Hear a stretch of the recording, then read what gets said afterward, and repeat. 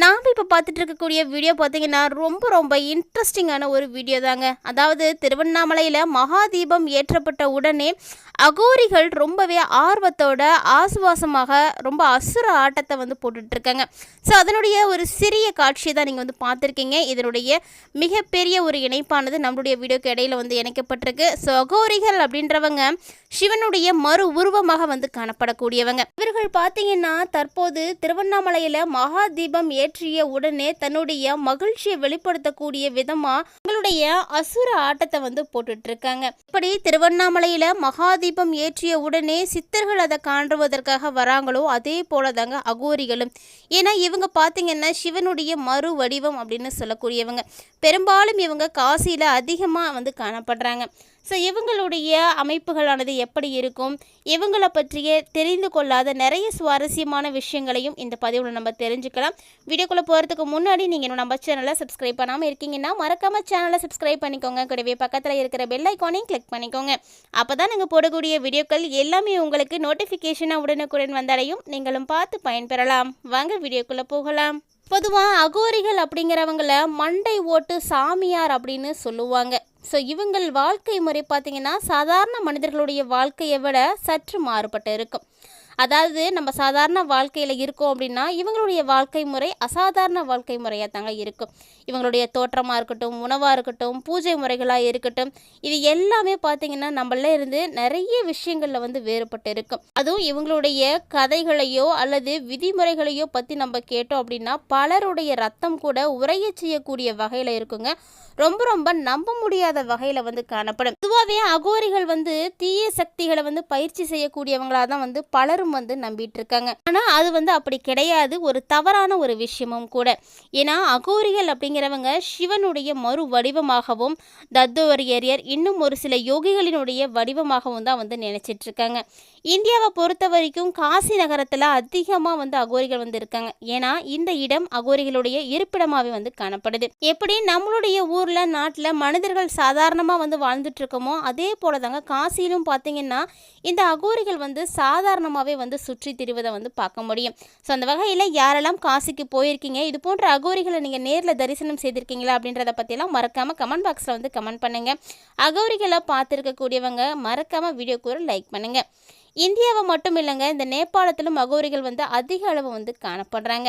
இந்தியாவில் எத்தனையோ மதங்கள் வந்து இருக்குது. அது ஒவ்வொன்றிலும் பலவிதமான நம்பிக்கைகள், விசித்திரமான சமய சடங்குகள், வழிபாட்டு முறைகள் இதெல்லாமே வந்து கடைபிடிச்சிட்டு வந்துட்டு இருக்கோம். இதில் வாழ்க்கையை துறந்து காவி கட்டி தெரியக்கூடியவர்களை துறவிகள், சாதுக்கள் அப்படின்னு பல பெயர்களால் வந்து அழைச்சிட்டு இருக்கோம். முனிவர்கள், துறவிகள், ரிஷிகள் என இறை சிந்தனையோட இறைநிலையை உணர்ந்து இறைவனோடு கலக்க முயற்சி செய்யக்கூடியவங்க பல பெயர்களை வந்து நம்ம அழைச்சிட்டு இருக்கோம். அந்த வகையில் அகோரிகளும் ஒருவர் தாங்க. ஸோ இந்த அகோரிகள் திருவண்ணாமலையில் மகாதீபம் ஏற்றப்பட்ட உடனே தன்னுடைய மகிழ்ச்சியை எப்படி வெளிப்படுத்துறது அப்படின்னு தெரியாமல் ரொம்ப ஆர்வமாக அசுர ஆட்டத்தை வந்து போட்டுட்ருக்காங்க. பெரும்பாலும் இந்த அகோரிகள் பார்ப்பதற்கு ரொம்பவே வித்தியாசமாக வந்து காணப்படக்கூடியவங்க. எப்போதுமே அகோரிகளுடைய மகிழ்ச்சியை வெளிப்படுத்துறதுக்குரிய முக்கியமான ஒரு வெளிப்பாடாக இருக்கக்கூடியது அப்படின்னா அவங்களுடைய நடனம் தாங்க. உடல் முழுவதும் சாம்பலை பூசிக்கிட்டு அவங்க ஆடக்கூடிய ஆட்டத்தை பார்க்கறதுக்கே வந்து ரொம்பவே பிரமிப்பாக இருக்கும். இப்படிப்பட்ட வீடியோ காட்சியை தான் நாம் இப்போ வந்து பார்க்க போகிறோம். மகாதீபம் ஏற்றப்பட்ட உடனே அகோரிகள் எவ்வளவு சந்தோஷமாக தன்னுடைய ஆட்டத்தை போட்டுட்டு இருக்காங்க அப்படின்றத வந்து இந்த வீடியோ காட்சியை பார்க்கும்போதே நமக்கு தெரியுதுங்க. ஸோ ரொம்பவே வந்து ஆர்வத்தோடையும் சந்தோஷத்தோடையும் தன்னுடைய மகிழ்ச்சியை வெளிப்படுத்தி எல்லாருமே பார்த்திங்கன்னா மிகப்பெரிய மகிழ்ச்சியினுடைய உச்சத்தில் இருக்கிறத இந்த வீடியோ காட்சி தெளிவாகவே வந்து விளக்கியிருக்கு. மேலும் பார்த்திங்கன்னா இந்த வீடியோ காட்சி தாங்க தற்போது இணையதளத்தில் ரொம்பவே வைரலாக வந்து பரவிட்டு இருக்கு அப்படின்னு சொல்லலாம். இதெல்லாமே பார்க்கறதுக்கு நம்ம பாக்கியம் தான் செய்திருக்க வேண்டும். ஏன்னா பொதுவாக அகோரிகள் அப்படின்ற வார்த்தையை கேட்டாலே எல்லாருக்கும் பயம் இல்லைன்னா வெறுப்பு இதுதாங்க வரும். அதுக்கு இவங்க எல்லாம் போதைக்கு அடியானவர்களாக இருப்பதும் ஒரு காரணம் தான். இந்தியாவில் இருக்கக்கூடிய அகோரிகளுடைய வழிபாட்டு முறைகள் பார்த்தீங்கன்னாலும் அவங்க கடைபிடிக்கக்கூடிய வழிபாடுகளும் பார்த்தீங்கன்னா மனிதர்களால் கற்பனை கூட செய்து பார்க்க முடியாதவங்களாக தாங்க இருக்கும். இது எல்லாத்துக்குமே அப்பாற்பட்டதாக தான் அவங்க வந்து இருப்பாங்க. மயானம் தாங்க அவங்களுடைய வசிப்பிடமாக இருக்குது. நம்மளுடைய சாதாரண மனிதர்கள் மயானம் போயிட்டு வரதே வந்து ஒரு மிகப்பெரிய தீட்டாகவும் தீங்காகவும் வந்து பார்க்குறோம். ஆனால் இந்த அகோரிகள் பெரும்பாலுமே தன்னுடைய வாழ்விடமாக வந்து மயானத்தை தான் வந்து தேர்ந்தெடுத்திருக்காங்க. பொதுவாகவே இந்துக்களை பொறுத்த வரைக்கும் சாமியார் அப்படின்னா சுத்த சைவமாக இருப்பாங்க அப்படின்னு தான் பொருள். ஆனால் இந்த அகோரிகள் வந்து அப்படி கிடையாதுங்க. எல்லாத்திலிருந்தும் சற்று மாறுபட்டு காணப்படுவாங்க. ஏன்னா இந்த அகோரிகள் மொத்தமாக மாமிசம் சாப்பிடக்கூடிய சாமியார்களாக வந்து தான் காணப்படுவாங்க. சாதாரண மனித வாழ்க்கையில் இருந்து முற்றிலுமாக மாறுபட்டு வேறு ஒரு அருவருக்கத்தக்க வாழ்க்கையை வாழக்கூடியவங்க அப்படின்னு இவங்களை வந்து சொல்லலாம்.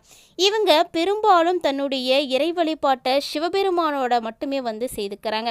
சிவனை வழிபடுவதாகவும் அதனால தான் மயானத்தில் இருக்கக்கூடிய சாம்பல்களை எல்லாம் உடல் முழுவதும் பூசிக்கொண்டு தெரிவதாகவும் வந்து சொல்கிறாங்க. ஸோ இந்த ஒரு நிலையில் அவங்க சிவனுடைய கோர வடிவமான பைரவரையும் வீரபத்ரரையும் தான் வந்து வழிபடுறாங்க. இந்தியாவை பொறுத்த வரைக்கும் காசி நகரத்தில் தான் அகோரிகள் வந்து அதிகமாக வந்து இருக்கிறாங்க. அவங்களும் பார்த்தீங்கன்னா சித்தர்களை போல தாங்க.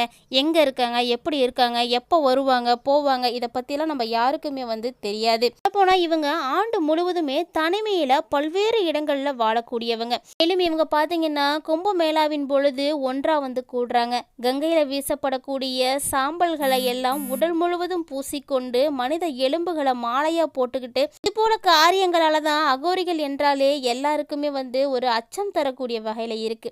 பெரும்பாலுமே அகோரிகள் தியானத்துல மூழ்பவர்களாக இருக்கிறாங்க.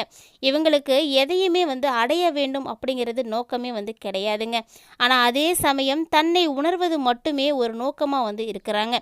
இதற்காக தான் இவங்க தந்திரங்கள் மந்திரங்களை எல்லாம் பயன்படுத்திக்கிட்டு இருக்காங்க. ஆனால் அகோரிகள் என்றாலே தீய சக்திகளை தனது கட்டுப்பாட்டில் வைத்திருக்கக்கூடிய மந்திரவாதிகள்.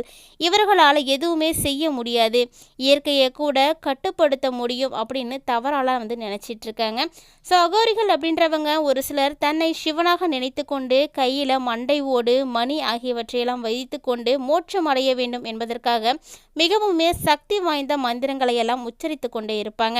அவங்களுடைய உலகம் எப்படிப்பட்டது, அவங்களுடைய நோக்கம் என்ன என்பதையெல்லாம் தெரிந்துக்கணும் அப்படின்னா பல ஆராய்ச்சியாளர்கள் கூட இன்னுமே வந்து தேடிட்டு தாங்க இருக்காங்க. இவ்வளவு விசித்திரமான உலகத்தில் வாழக்கூடிய அகோரிகள் ஒன்று கூடி தன்னுடைய மகிழ்ச்சியை வெளிப்படுத்துகிறாங்க அப்படின்னா கண்டிப்பாக அது திருவண்ணாமலையில் ஏற்றப்படக்கூடிய மகா தீபத்தின் பொழுது தான்.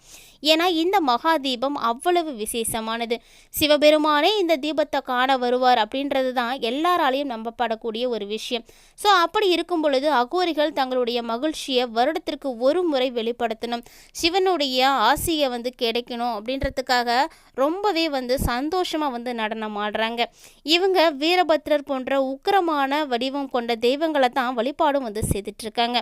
அகோரி ஆவது கூட சாதாரண விஷயம் கிடையாதுங்க. இதற்கும் ஒரு சில விதிமுறைகள் எல்லாம் காணப்படுது. அகோரி ஆக வேணும் அப்படின்னா முதல்ல 12 ஆண்டுகள் நம்ம தவம் செய்யணும். ஒரு அகோர குருவின் வழிகாட்டுதலோட ஒரு சில சடங்கு முறைகளை எல்லாம் கற்றுக்கணும். ஆன்மீக பலத்தை வந்து அதிகரிக்க செய்யணும். இது மட்டும் இல்லைங்க, நம்ம வாழ்வதே வந்து நம்மளுடைய மனித உணர்வுகளுக்கு அப்பாற்பட்டு வாழணும். சிவனுக்கு செய்யக்கூடிய உண்மையான தொண்டு இதுதான் அப்படின்னு நம்ம வந்து நினச்சிக்கிட்டு இருக்கணும். ஸோ இந்த ஒரு விஷயங்களை எல்லாம் நம்ம கரெக்டாக வந்து செஞ்சோம் அப்படின்னா மட்டும்தான், அதாவது பக்தியினுடைய உச்சம் அப்படின்னு சொல்லக்கூடியது தான் அகோரிகளுடைய வடிவம். ஸோ இந்த ஒரு வார்த்தையை உண்மையாக்குறது அப்படிங்கிறது சாதாரண விஷயமும் கிடையாது, சாத்தியமான ஒரு விஷயமும் கிடையாது. ஸோ அப்படியும் கூட ஒரு சிலர் ஆன்மீகத்தில் மூழ்கி தன்னை அகோரிகராக வெளிப்படுத்திக்கிறாங்க அப்படின்னா அவங்களுடைய ஆசிகள் கிடைப்பது அப்படிங்கிறது மிகப்பெரிய விஷயங்க. கூடவே பார்த்திங்கன்னா அவங்களுடைய ஆசீர்வாதத்தை நம்ம பெறணும் அப்படின்னா நம்ம எங்கே தேடி அலைந்தாலுமே நமக்கு வந்து கிடைக்காது. ஏன்னா அகோரிகள் அப்படின்றவங்க எல்லா இடங்கள்லையும் இருக்கக்கூடியவங்க கிடையாது. இவங்க பெரும்பாலும் பார்த்திங்கன்னா ஒன்று கூடுறாங்க அப்படின்னா தங்களுடைய மகிழ்ச்சியை வெளிப்படுத்தணும் அப்படிங்கிறதுக்காகவா தான் இருக்கும். ஸோ அந்த வகையில் இப்போ பார்த்திங்கன்னா திருவண்ணாமலையில் மகாதீபம் ஏற்றிருக்கக்கூடிய இந்த தருணத்தில் அகோரிகள் அனைவரும் ஒன்று கூடி தங்களுடைய மகிழ்ச்சியை வெளிப்படுத்தக்கூடிய அற்புதமான வீடியோ காட்சியை தான் இந்த பதிவில் நீங்கள் பார்த்துருப்பீங்க. ஸோ இந்த பதிவை பார்த்துருக்கக்கூடிய அனைவருக்குமே சிவபெருமானுடைய அருளானது இருக்குது அப்படின்னு தாங்க நான் நம்புகிறேன். இது போன்ற அரிய வகை வீடியோ காட்சிகளானது எல்லாருடைய கண்களுக்கும் வந்து புலப்படுறது கிடையாது. பெரும்பாலும் சிவனை பற்றினே நம்ம பேசுகிறதோ நம்ம கேட்குறதோ இது எல்லாமே வந்து அவனுடைய அருள் இல்லாமல் நடக்கக்கூடிய விஷயமே கிடையாது.